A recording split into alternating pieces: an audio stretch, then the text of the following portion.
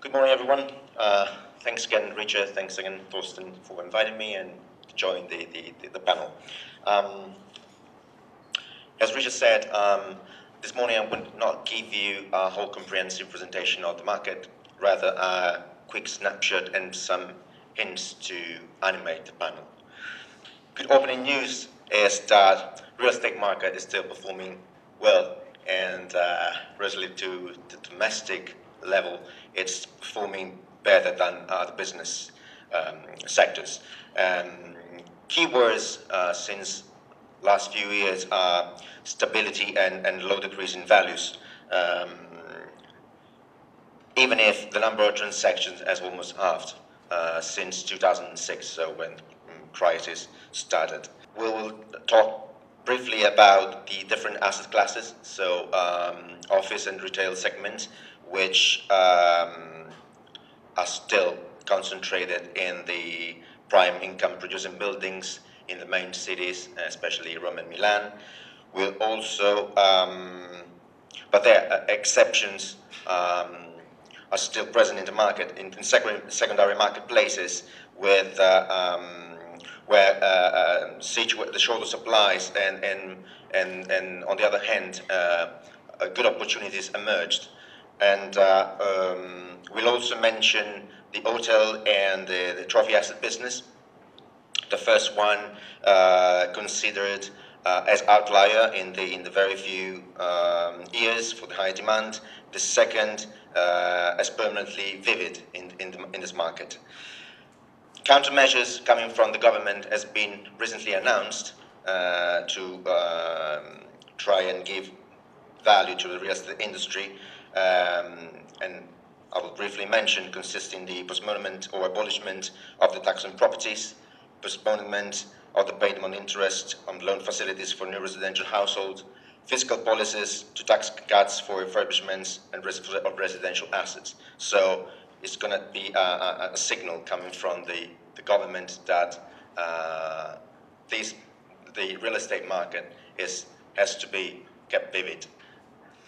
And last, continuing to analyze the institutional investors and real estate funds, we noticed a great increase in the way that they had in the real estate panorama during the last decade. So we'll talk about Italy in brief, an overview of the Italian real estate market. We'll give you a focus on Milan Rome, and we briefly talk about institutional real estate investors. Okay, Italy in brief. I'll try and move quickly through this following slide, assuming that everybody is familiar with CDPs and spread figures. Let's say that despite someone still arguing whether the E in the acronym PIGS stands for Italy or Ireland, Italy is still one of the largest economies in the world and one of the first in the Eurozone. In 2012, though, as you can see from the picture, country has faced austerity measures and the second recession in 4 years after 2009. And judgments are still different on whether persisting this recession on 2013 or further on, or not. In this picture, OECD, the Organization for Economic Cooperation and Development, recognized a -1 for 2012 in nominal GDP and released forecasts for a limited increase in 2013. One of the last statements coming from Goldman Sachs last Saturday stated that they are forecasting a -1.5 for 2013 and a stability for 2014. But on the other hand, Goldman Sachs also turned his recommendation towards Italy into a buy as the new government has been formed. So this giving a strong injection of trust to our market and to our economy, and of course to our new government. Here, just to say that Yields to Italy now are quite, as you can see, aligned to the rest of Europe, and they should be around the 4 and the 5%. Again, Goldman Sachs is forecasting a spread ranging in between 200 and 250 basis points within this new government. So again, a big situation of trust towards us. The Italian real estate market. As far as we have contacts with our investors, we must say that investors, their sentiment towards Italy, and we're dealing with Italian and international investors, is mainly focused on core assets, on core building, meaning top-tier tenants, and though not cancelling, not excluding value-added situation. As a matter of fact, keywords of the last few years are back to basics, back to fundamentals. So apart from being core or from being value-added, we are coming back deeply into the 3 Ps of the market, which are product, position, and price. Most of the investors are considering long-term core investment. Many others are considering, especially from a broad value-added situation, much more speculative, intending that there are investors which are very selective and recognize that within the market there are opportunities in which you have to select them, recognize them, and pick up them very, very carefully. And so in these cases, the horizon is more limited to a midterm basis. Again, recognizing to the market a steadiness in the real estate values and low volatility, and especially low volatility. This picture may seem quite complicated. It's an aggregation of the Italian private asset value for destination of use in between 2000 and 2011. As you can see, there's not been a strong economic downturn in the Italian market, in which residential activity is predominant. It's around 80%. And the aggregation, as you can see in the notes say that minority properties and their value are not included, governmental activities are not included, historical records for some of the asset classes like hotels are not covering the old range of years, because data were not present into records unless after the 2007. But still, as you can see from this aggregation, the value increased by more than 6%, 6.1%, the total one. So again, this is a good sign of what is happening into this market.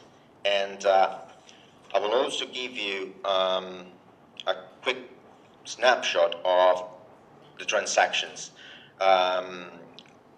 In this downturning phase, the number of transactions is halved. So starting from 2006 until 2012, on average, we have a 50% of reduction in transactions, more or less spread all over the different asset classes. Nevertheless, a fresh impetus is coming from CDP Investimenti SGR, which is the asset management company by Cassa Depositi e Prestiti and the government, in at least 3 different directions. One is social housing. There are opportunities, although they are investing a lot of money into this class of opportunity. Value-added projects. They realize that they will have to promote value-added projects, so refurbishment, reconversions, to present to the market for further disposal later on.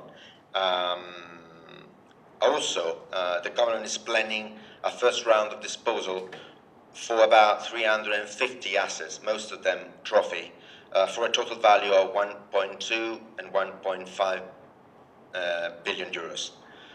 And also, there's still strength in the clean technology sector within the photovoltaic segment. Very shortly, as you can see in the last picture, breakdown of the non-residential transaction, most of them are related to the office sector, and then retail. Let's move to the focus on Milan and Rome. I will give you a quick view of what's happening to this capital marketplace within the office and retail sector. Office sector, values are still there. As you can see, comparing Q3 of 2012 and 2011, the value decreased just by 3% approximately. There has been some lease renegotiation, but due to the substantial lack of new product in the market and the short of new speculative developments, did not affect the rental values in these two cities. So, I mean, the 3% is almost natural. I can give you a couple of more data about take-up and vacancy.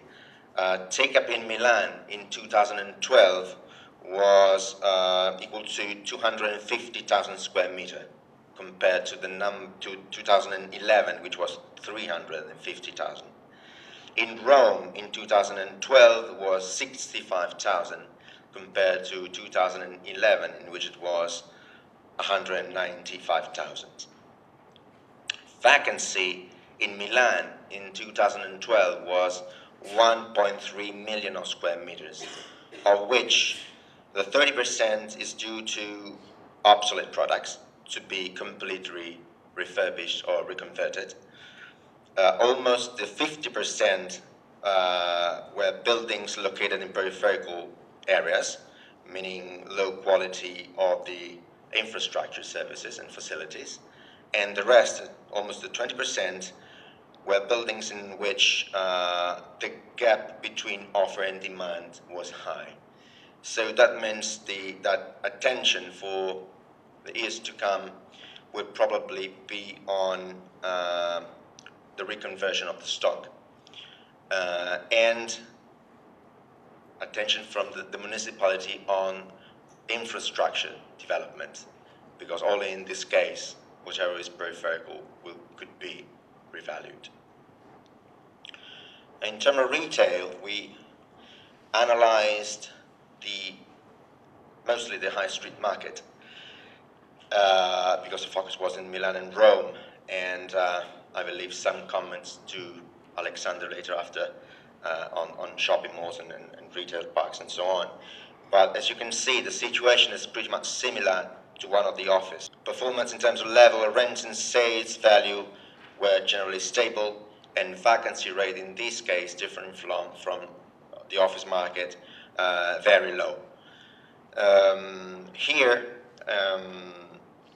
there have been very infamous redevelopment and rethinking on some areas. Just to name some, in Milan, the Coin Excelsior, Gap, and Banana Republic occupying spaces that have been converted from non-residential functions. And in Rome, we have the examples of Italy, the label of food coming from Turin, and the first maison of Louis Vuitton, respectively from the renovation of a disused terminal, railway terminal in the Ostiense station, and a former cinema. Another important asset class for which the demand coming from international investors is getting very strong is for hotel. As you can see, there has been quite significant decrease in the hotel room values, both in Rome and in Milan, but still limited. And on average, values in Milan and Rome are pretty much higher than the European city average. And this works not only for Rome and Milan, but also from Florence and Venice. Greater attention on the hotel business in Italy is coming, especially in Milan, to the upcoming event of the Expo 2015. Government has approved a financing of almost 1 billion euros for Milan, and the same amount is expected to come from private investors. And of course, the hotel will be the sector that mostly will be involved into the Expo. One comment again, from international investors, the demand is coming, as always, towards 5 stars or 5 stars plus in Rome and Milan, but also, as strange as it could seem, towards other segments of the hotel market, which are low budget and hostels, meaning that, according to the crisis being, there is a big demand for these segments, and this means that most of the stock present in this city, very close to infrastructure, very close to railway station, can be reconverted into these two segments, which needs to be very efficient in terms of functionality, but also very simple to realize. So this is quite interesting. Another class that I want to introduce and present is the trophy sector, which is very typical from Italy. Sometimes it happens that people don't understand exactly what a trophy asset is, but talking in Italy, it means historical, iconic asset, widely recognized from the market in very prime locations. And as you can see, the market is very vivid, and they are either for wealth preservation or for redevelopment purposes. And the demand is very strong. As you can see here, some samples of negotiation that have been taking place and brought to an end, and have a look yourself to values. Incredible. Which means for this kind of investments, stability and considerable cash flow on a very long-term basis. And as you can see, the trophy assets apply, and the demand is very high for all the asset classes. So hotel, offices, retail, high street mainly, luxury residential houses. Luxury residential houses means that with trophy assets, mainly offices, being reconverted into luxury apartments. Institutional real estate investor market.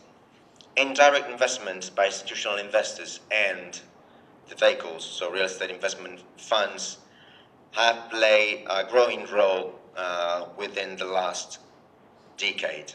As you can see, the asset value of the real estate Italian funds have grown from 0.05% in 2001 up to the 0.6% in 2011.